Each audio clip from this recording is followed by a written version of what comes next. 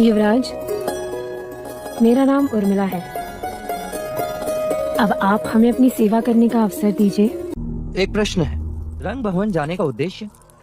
हम रंग भवन इसलिए जा रहे हैं क्योंकि अब आप बड़े हो गए, जीवन के नए पहलू पे दृष्टि डाल सके। उम्र के साथ शरीर और भावनाएं भी बदलती हैं। हर एक चीजों का ज्ञान आवश्यक है। वहाँ क्या होगा? सारी रात प्रश्न और क्या। माया का परिचय होगा, काम का ज्ञान होगा, वासना का बांध टूटेगा। कुछ बातें समझाई नहीं जाती सिद्धार्थ, समय के साथ साथ समझ में आती। राग, द्वेष, मोह, माया, वासनाओं के बंधनों में बंधोगे तभी उसे छोड़ने का ज्ञान। हाँ हाँ, चलिए महामंत्री, मुझे भी माया, काम और वासना से परिचित होना है। क्या हुआ? एक और प्रश्न। चलिए चल।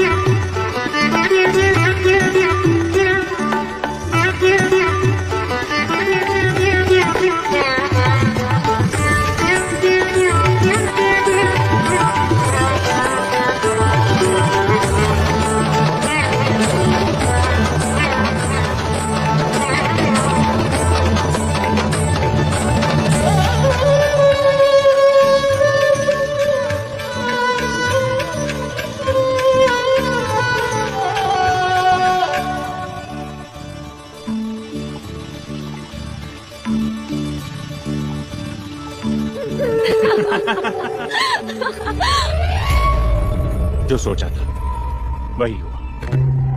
कहते हैं ना कि कमल कीचड़ में खिलता है। पर यहाँ तो कमल दलदल में ही धंस गया। अब देखना, सिद्धार्थ कभी भी रंग भवन से बाहर नहीं आ पाएगा। और इस समय रति ने युवराज को अपने बाहों के पास में जकड़ लिया होगा।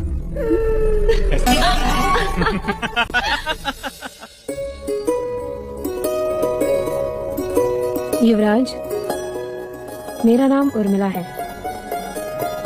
अब आप हमें अपनी सेवा करने का अवसर दीजिए। मुझे लगा तुम्हारा नाम सरस्वती होगा। मैंने सदैव वीणा को मां सरस्वती के हाथों में देखा है।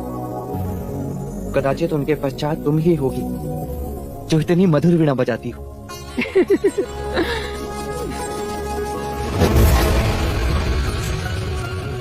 मैं आपके लिए ऐसा क्या कर सकती हूँ जिससे आपका चित्त प्रसन्न हो? अगर तुम मेरा चित्त प्रसन्न करना चाहती हो तो मुझे रिचाई गाकर सुनाओ। क्षमा, रिचाई मैं नहीं जानती।